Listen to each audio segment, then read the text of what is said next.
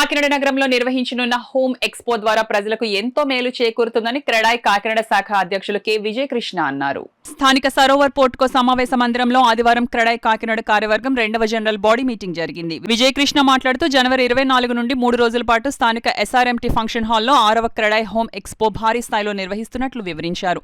కార్యక్రమంలో చైర్మన్ నెక్కంటి శ్రీనివాసరావు, ప్రధాన కార్యదర్శి టీవీ రమణారావు, కోశాధికారి పురం మాణిక్యాలరావు, ఉపాధ్యక్షులు చక్రధర్రావు, బసవప్రసాద్, దేవతా శేఖర్, సంయుక్త కార్యదర్శి పాబోలు చిన్నపున్నయ్య, కార్యదర్శి సుంకర సురేష్ బాబు, కార్యవర్గ సభ్యులు దేవరకొండ విజయ్ కుమార్, వెత్స ఆనంద్, సత్తి రాంబాబు, ముద్రగడ లక్ష్మణ శ్రీనివాస్, పబినేడి శ్రీనివాస్, నాలం రాజు, దేశంశెట్టి రాజా, కె అనంతబాబు, ఏ శ్రీనివాసరావు, అడపా శ్రీనివాస్ వాసు, ఎన్ ఉదయభాను, డిబివి సుబ్బరాజు తదితరులు పాల్గొన్నారు.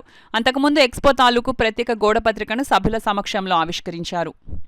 జనవరి 24-25 తేదీల్లో జరగబో క్రెడాయ్ హోమ్ ఎక్స్పో 2025 సంబంధించి మా సభ్యులందరికీ ఈరోజుని తెలియజేయడం జరుగుతుంది.